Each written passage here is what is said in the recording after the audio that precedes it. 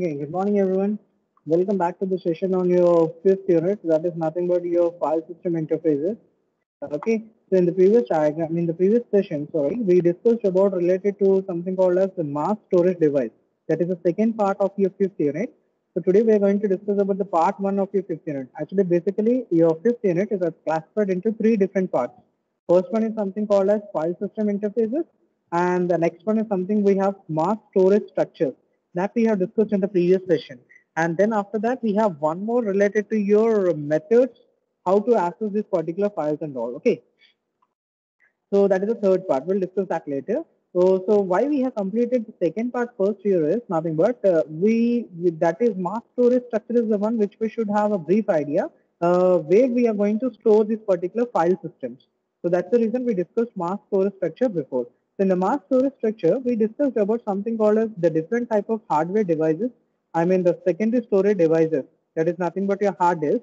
What are the different types we have in that and how we can access them, and what are the using different algorithms, how we can try to read the data from these particular secondary storage devices, as well as how we can write the information to these particular secondary storage devices. We discussed about something called as magnetic tapes. We discussed about magnetic disk, which is most important. Mostly we are using in our laptops and your personal computers. We use magnetic disk as a secondary storage device, and the capacity is around, I told you, from 1 TB to it will be around 3 TB. And the latest trend, which has just now started previously from the past 1 year to our laptops, is nothing but SSD. Instead of magnetic disk, nowadays SSDs are coming up. So that's also we have discussed in the previous session. So nowadays every magnetic disk is getting replaced with this particular SSD. Even though the maximum capacity what can be provided using SSD till now is 1 TB, they are still making progresses that it can be extended to some 3 TB or 5 TB like that. Okay, and this is a much more. So that's the reason nowadays, whenever you want to buy a laptop, very few you will get a systems which are supporting a magnetic disk, because most of the systems they wanted to reduce the size, I mean the weight of the particular laptop. So in order to reduce it, definitely they are trying to overcome this particular magnetic disk, because that we already discussed, it has some certain weight. So in order to reduce that, SSD has been come into picture. So that we have discussed in the previous session. If anyone want to have a brief idea on that, you just watch my previous video. And after that, we discussed about something called as disk scheduling algorithms, where we discussed about the different type of algorithms for accessing the information from this particular magnetic disk. Okay, so we have discussed about something called as first come first serve, right? Disk scheduling algorithm. We have discussed SCFS. Then we have discussed about SSTF.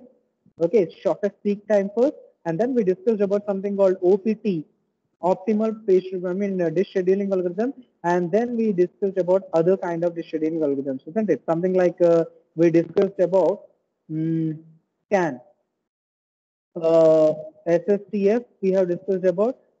Then we discussed about scan. Then we discussed about C-scan.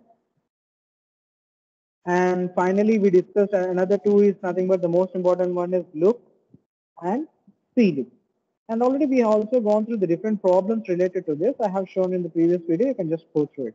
So using these particular disk scheduling algorithms, we can try to access the data which is present in this magnetic disk. Since we already discussed that data will not be stored in a sequential manner, it will be placed in different sectors, and sectors will be present. So there will be multiple sectors present in one particular track. Yeah, okay, our magnetic disk is actually consisting of a platter, and this platter will consist of layers. That is what we call track, and each track will have certain number of sectors like this. That is what is representing. So we can try to access the data, and we can try to add the data to this particular sector. So that we have discussed in the previous session.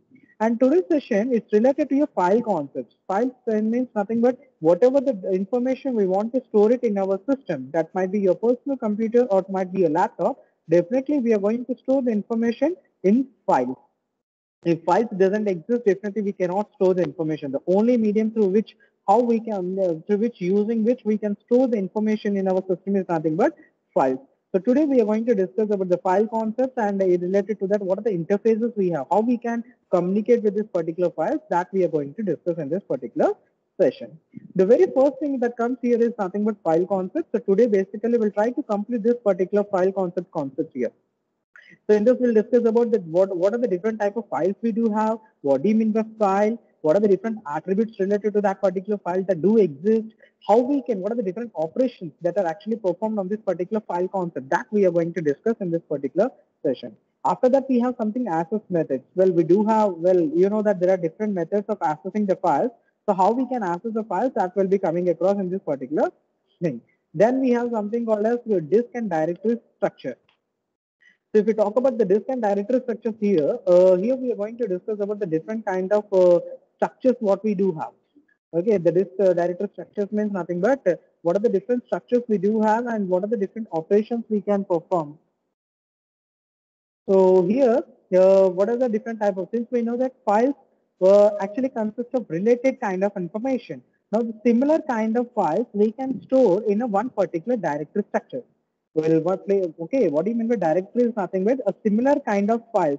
Like you have multiple files like this. All these files are of same extension. Let us suppose we are writing a programming file, .c, .c, So I'm writing a C program. So all these files are having a related Perfect. So all these files will be present into this particular. So what we are doing, the similar kind of files we are placing in a one particular structure. Okay, file. This is also a kind of file, but that file is nothing but like C programs. I'm writing it up. So this will becomes a directory. So directory basically our file is actually consists of two different parts.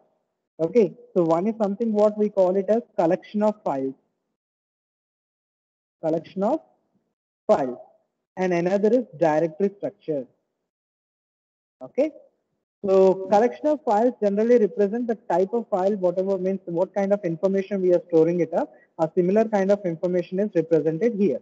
Directory will provide the way the files are organized in such a way that we can access a similar kind of files together. Like for example, if you see here this directory, the name of the directory what I gave is C programs, means it's easily indicating us that this particular folder will consist of only C program related files.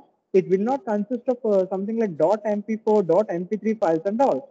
So that is what comes under in this particular scenario. That is what represented. So we will come across it. Then we have something called as file system mounting. Mounting is nothing but say whichever these files, since we are saying that all these files are stored in our secondary storage devices, that is nothing but our external hard disk. Now, I mean your hard disk, whatever we are using it up, maybe 1 TB, 500 GB, whatever the capacity we are having. Well, basically, whenever we want to execute one particular file, that particular file should be loaded into your RAM. Okay, so that is what we call it as mounting here. Already we have discussed it using paging concepts, how exactly it works. Okay, but here we have another concept called as mounting here. So here, whenever we want to use one particular file, I mean, okay, for example, this C program is there. This C program might be located in your backing store. That is nothing but your external hard disk. Now, from that, whenever you want to access one of the file, then definitely first we need to mount this particular structure into our physical memory, that is your RAM. Then we can access any one of the file whichever is required. We can try to access that particular file. That is what we call file system mounting. Well, when we are discussing that, I will show you with the help of a diagram so that it becomes clear for you people to understand what you mean by file system mounting. And the next concept what we have in this particular part one is file sharing. So how we can share? So what are the different modes? How we can share a particular file with different users? Okay, in what way we can use it, what kind of mechanism we can provide, what kind of access rights we can provide, that information is provided in file sharing. And the last but not the least here is something we call it as protection.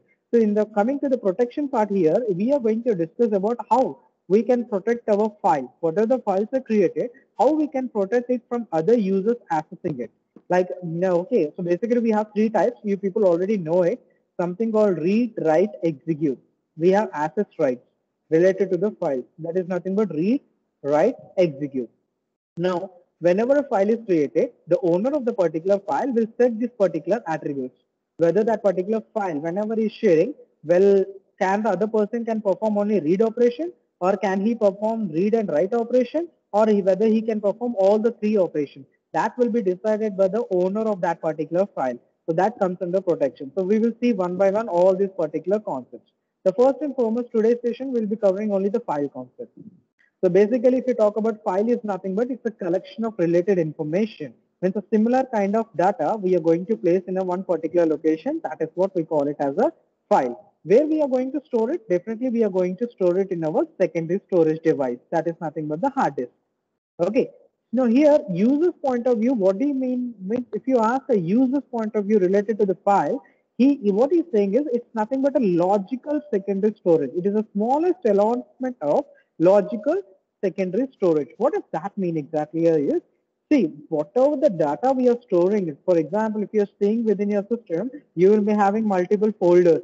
And within that folders, you people might be storing the files, right? But actually that is not the location. Maybe you might be storing in C drive, E drive, EFN, whichever the folder means drives you're having, within that you're storing it. That is your hard disk. But internally, that is not the way how your system means your files are stored in your system. Rather, they use a different mechanism. So whatever we can see graphically within our system, that is nothing but it's the logical secondary storage device. That is what we are seeing it. Okay, so basically, generally a file represents programs. Okay, so any kind of file if you take, it has different classifications. Like it may be having something called as programs. If you talk about programs here, we have different type of programs. Okay, so we have source program and object. Let me explain it. Like whenever you wanted to write a C program, what do you people usually do? You people will be either opening the editor or you people might be opening a notepad, and within that you people write a program. Once you complete writing a program in the file, you rename that particular file with something like xyz dot c. What does that mean? It's a C programming file. So this file consists of xyz dot c, consists of program. Okay, a C program.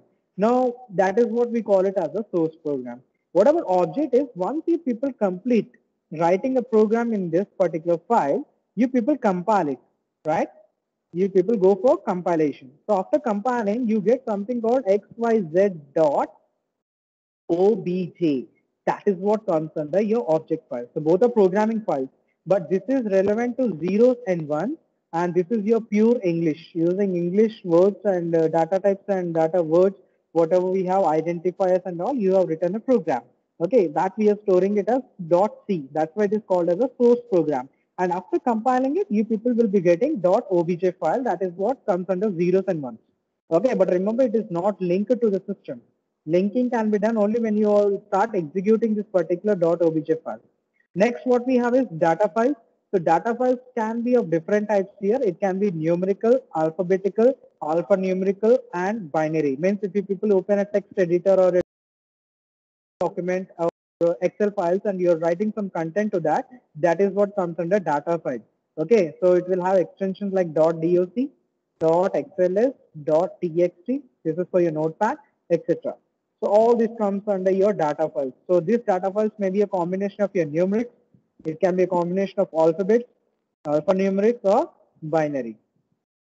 Okay. And coming to the different type of files what we have, well, basically it is classified into three types: source or executable programs, numeric or text data, photos, music, and videos. So that I'll show you graphically here. See, the first one is text files. What do you mean by text files here is nothing but whatever the information which may be related to, so whatever the data files we are having, that all comes under your text files. It can be numerical, alphabetical, alphanumerical, or binary. Mostly the extensions are represented using .doc, .txt, or some other file location. Using them, we people are actually going to represent this particular text file. Apart from the text files, you people have other different types, something called source. Already we discussed it. So already you have seen it, source file here. So all your program related files, whatever are there, that all comes under, maybe it is the OBJ file or some other, comes under this particular source file. And finally, the last one, what we have is executable file. So what do you mean by executable file here is nothing but, see, whenever we want to run some particular application within our system, definitely we need to download that particular application. And you may be getting a set of files within that particular application. Among them, one of the application will be something like xyz.exe. Okay, this kind of files is what we call it as executable files, xyz.exe. Using this particular file, you people can run that particular application, that we can install that particular application within our system. That all comes under your executable file. So basically it is classified into these types. Okay, text files, which consists of, that is nothing but sequence of numbers, alphabets, alphanumeric. Then we have source files, which consist of program files and object files. Finally, executable files. All these things comes under your file types. Now, since we are talking about files, definitely every file will have certain attributes. So what are the basic attributes we have that we are going to discuss in this particular slide? Now, file is nothing but it's a simple abstract representation. Okay, so files is nothing but abstract representation, means it will provide, by looking at the file, every file will have a name, and based upon the name you will be getting information, means you will get a clear idea related to that particular file. For example, I have a folder, that's a file, and I'm in that folder, I have written the name of the folder is movies. So using this you will come to know that what kind of data this particular, or what kind of files this particular folder is going to hold. That is nothing but movies. What kind of movies? That depends. It may be of different languages, it may be of different kind of concepts like love, love, thriller, action movies, so that may be classified. Okay, so if you see here, it is not providing that information. Simply it says it is a movie folder. It consists of only movies. What kind of movies, we don't know. That's why files are generally called as abstract representation. They generally provide abstract representation. So it will have certain set of attributes here. The first one is name. So every file will have a name, and this is the only thing we have in a human readable format. Remaining will be in a different format, and using name only we can try to access the information related to that particular file. The next thing what we have is identifier. So every file whichever we are creating will have an identifier. So the identifier is nothing but this is something like a one, the system will try to identify the particular file. That is nothing but it's kind of a tag. Other words, what we can say that every student will have a roll number, unique identity, and using that roll number we can try to modify, means find out that particular information related to that particular student. Same way within the operating system, if a particular operating system want to find the location of a particular file, using this identifier only it can perform that particular operation. Now type represents the different types, whatever we are having here. Okay, so what are the different types in the sense nothing but what kind of file it is. Whether it is a document file, means whether it is a text file, whether it is source file, or whether it is an executable file, we can determine using this particular parameter. This is one of the attribute of your file. Now, how we can determine this means based upon the extensions like .doc, .txt, .exe. So this extension wherever is there after dot, that represents the type of file we are trying to access it. Next, location. So every file will have information related to the location. So in order to find the location of that particular file, the operating system will maintain a pointer to that particular location. And using this pointer, it will try to find out that particular location where it is located. Then we have size. So every file will have a certain size, right? So this is related to that. Same way protection, whether that particular file whichever is created, whether it can be accessed only for reading purpose, or it can be accessed for reading and writing purpose, or it can be accessed for executing purpose. All this information is present in this particular protection. Remember, this read, write and execute can be set up only by the owner. The owner of the file only can set up this particular protection, can provide this particular protection. No other person can provide. And from that we have something called as security mechanisms. We have time, date and user identification. So we can have information related to the time. So when it is accessed and all, what about the data? I mean, what kind of data is present in that? Who has actually accessed that particular information? So this is used only for protection purpose. Security mechanisms, we are going to use it. Well, I will show you this example from a Mac operating system. So this is an example related to a Mac operating system. This is a text file. These are the properties of a text file. So basically Mac operating, if you talk about Windows, we will be storing your text file, notepad using .txt. But whereas coming to Mac operating system, it is TEX. So 11.tex is nothing but this is a file using which we are trying to access the information. So here he has given certain properties of that particular file. Something like what kind of document it is. It is a text document. What is the size of that particular document is right now we have it's 115 KB on particular disk. If you're storing that information on the disk, it will occupy 115 KB. Then where exactly it is located, that information is present here. Then when it is created, when it is last modified, does it has any kind of labels attached to it or not? That information is presented here. Now, apart from that, it will also have some other kind of information, something like extensions. What kind of extensions means whether it is a .tex, so it's a text document. We can modify it. Okay, even it is providing information related to when it is last opened. Okay, so all this information is related to this. Apart from that, it also provides information related to permissions. Okay, so if you see here clearly, the owner is only having a read and write permission. He is setting, and this particular file he is actually sharing with his staff members, but these staff members can only access this file only for reading purpose, because this owner has set it for read only. So no staff can try to modify that particular document. They can only simply read it up. Then we have everyone. So if this particular file is shared with everyone, they will not have any access to this particular access right. Means no, not everyone can try to access this particular information. Only the owner has set it to the staff, and that too he has provided a protection that it's only for read-only purpose, not for all the other kind of purposes. That information he is representing here. So this is the way how it is exactly these properties you people can try to determine. Even for your Windows, you can simply open one particular file, right click on it and go to properties. You'll get the list of information related to protection as well as whatever the data is present there. And coming to, so we will be performing different operations on this particular files, right? So we do have many different type of operations here. The first and foremost, what we are going to apply here is something called as creating. So creating a file requires two steps here. First is determining the place.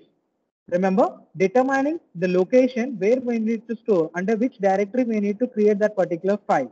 For example, I want to store a movie now. So definitely I need to first find out the location of this particular movie folder. There only I can store the information. So finding out, the operating system should find out where exactly this particular movie folder is located. Maybe in C drive, D drive. So that is the first step. After determining it, that information should be given to that particular directory, that this new file has been added to you within your directory, that information. So there are two steps related to this. And after creating, what we can do, definitely we can perform writing operations on that. So when you are performing write operations, and after that we have read operation, repositioning, deleting and truncating. So since I told you about creating, we have two steps. What are the steps? First, determining the location where we need to place that particular file. Second is we need to inform that particular information to the directory that it is located in that particular file. Then we have something called as writing. So if you talk about writing here, so here the system actually maintains some pointer called as write pointer.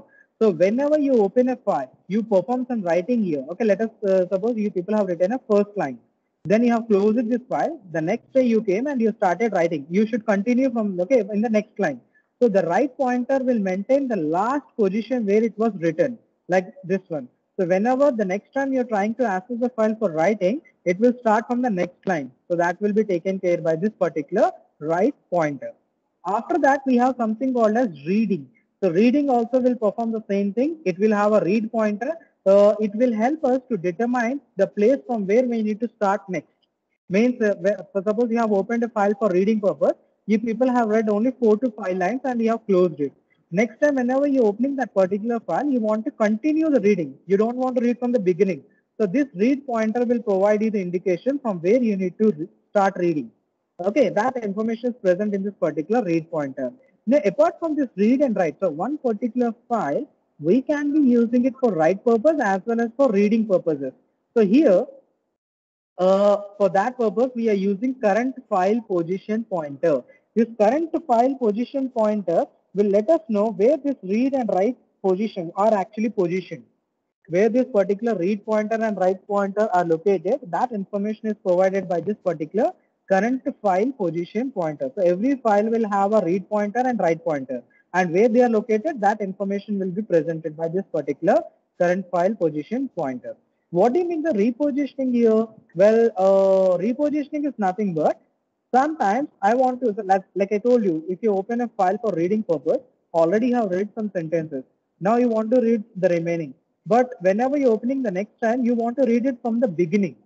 In that case, what happens, this read pointer should be repositioned to the initial start location, right?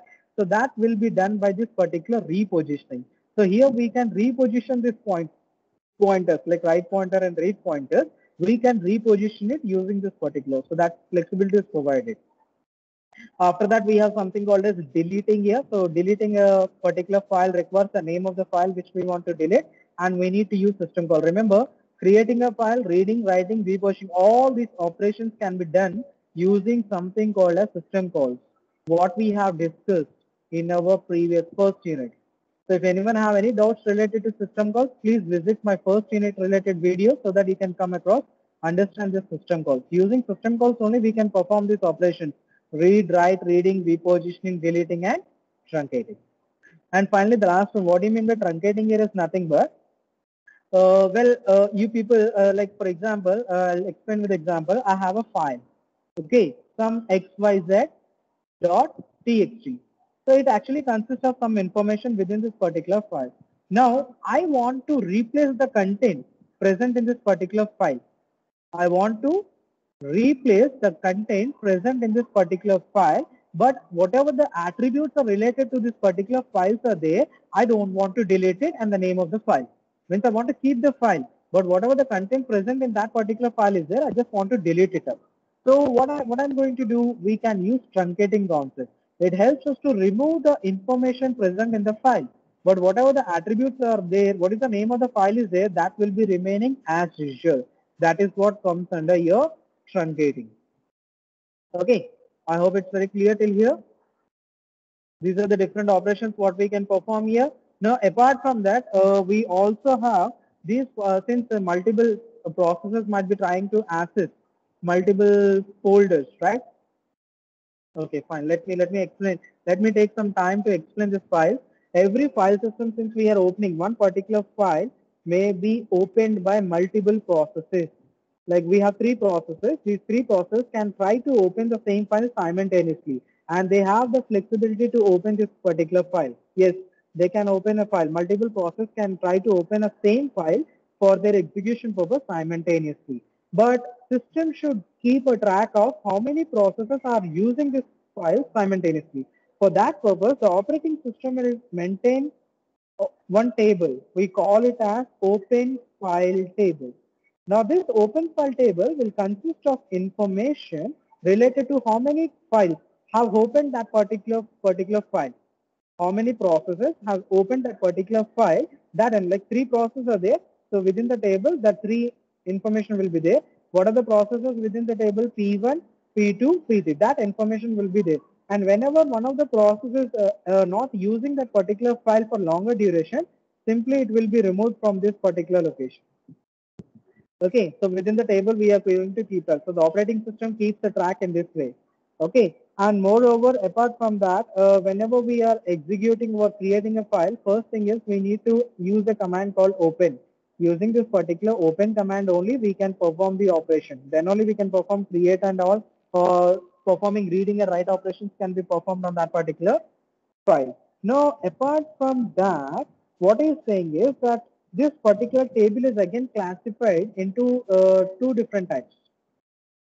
This particular table, whatever open file table is there now, open file table, whatever I'm explaining here, this is again classified into something called as per process table, per process table, and another one is system wide table.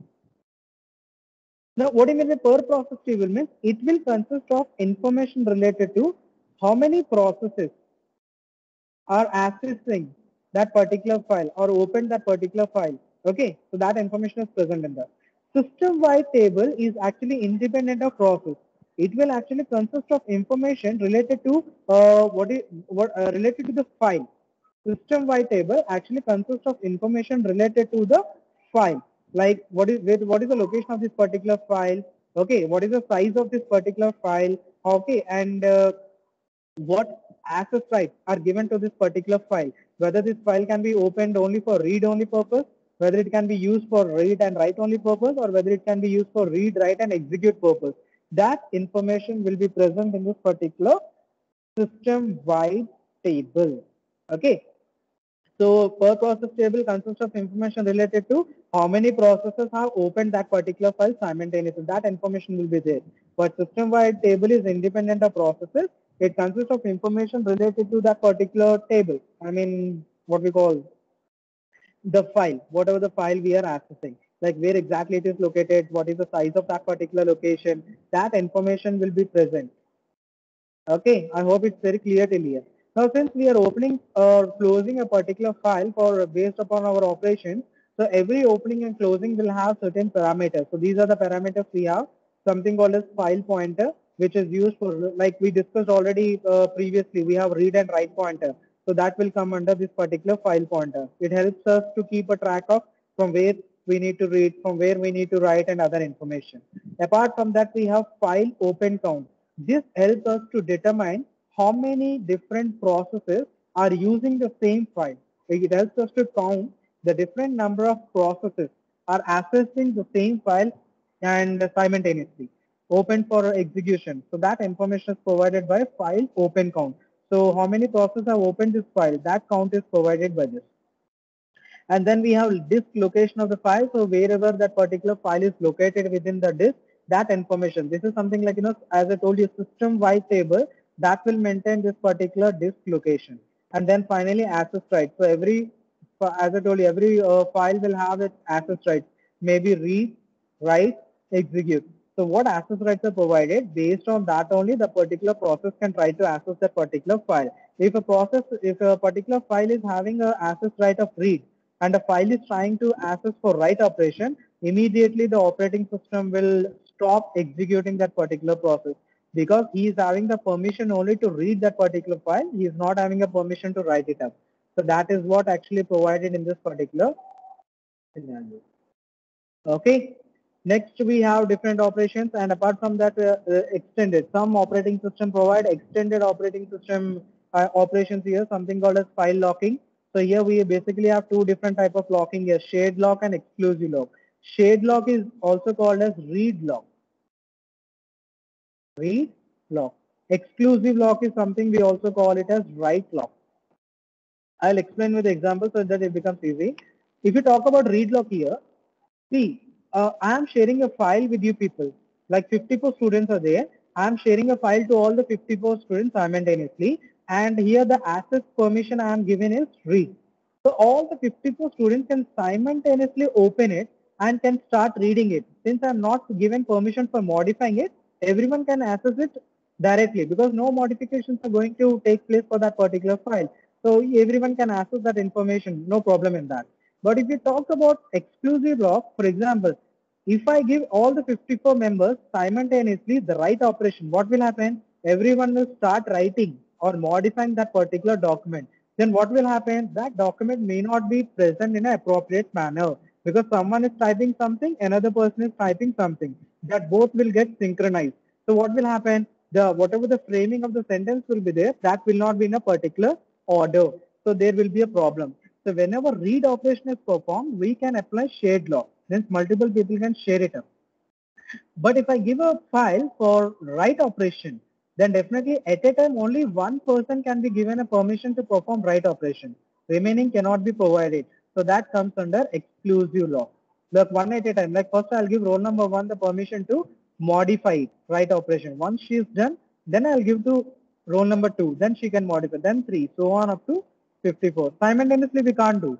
But if it is for that file is for reading purpose, then simultaneously I can give it to all the 54 students simultaneously and they can execute it simultaneously. No problem in that. So these are the locking mechanisms we have. Apart from that, we have another two, something like mandatory or advisory. Mandatory means, depending upon the lock, whether that permission need to be provided or not, that information is provided as mandatory. Advisory means it's just advice. It's better if you store in this way. No, I mean, you provide a lock, it will be much more better. Like, Gmail accounts, you will be getting an advisory. Better you go for two-step verification, but it's not compulsory, right? Same way here also advisories will be given by some operating system, mostly the latest operating system like Mac operating system. They provide you the permissions, okay? Next, these are the different type of files what we do have. Whatever we discussed, that is what is living here. So previously we discussed something called as executable files, right? So when we were discussing about executable files, so what are the extensions we can usually get for executable files? As I told you, .exe, .com, .bin, or none. Okay, so these are the one extensions with respect to your executable files, mostly used for application purposes. Since we are writing programs, so definitely we call it as a source code. So they will have extension like .c, .cc, .java. Okay, so these are the codes, whatever we are having. These are the extensions related to your source code. So based on that, you can identify the type of a particular file. Now, since whenever we compile this particular code, .c code, you will get .obj file, .o file. So these all are related to your object files. Okay. Then we have batch files. So batch files are represented using .bat, .sh. .sh is nothing but shell script. What we have, then we have text files. So in text, if you are writing the data in your notepad, you will be having .txt. But if you're writing the data in your document, Word document, you will be using .doc. Then we have word processor. Okay, word processor means nothing but Word document only means to say here. So if you talk about Mac operating system, we have seen in the previous diagram. So we have .tex extension. This is a notepad. Same way, whenever you people try to modify a PDF document into your Word document and try to download from the internet, you will be getting .rtc, RTF. Okay, .rtf extension, not DSS. So this is one type of Word document.